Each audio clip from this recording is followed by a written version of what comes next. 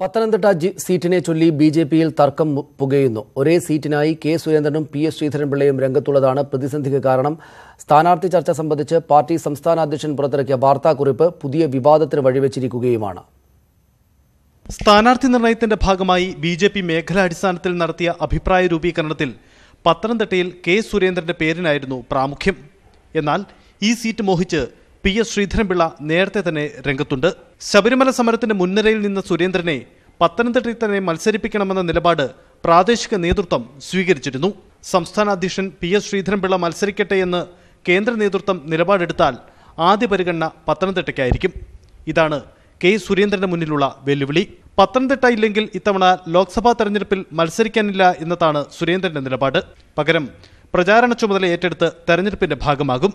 ഇതിനിടെ സ്ഥാനാർത്ഥി ചർച്ചകളുടെ ഭാഗമായി സംസ്ഥാന അധ്യക്ഷൻ പുറത്തിറക്കിയ വാർത്താക്കുറിപ്പും മറ്റൊരു വിവാദമായി. പി എസ് ശ്രീധരൻപിള്ളയെ ഇകഴ്ത്തിക്കാട്ടുന്ന നിലയിൽ വരുന്ന വാർത്തകൾ വസ്തുതാവിരുദ്ധമാണെന്നാണ് ഇതിന്റെ ഉള്ളടക്കം.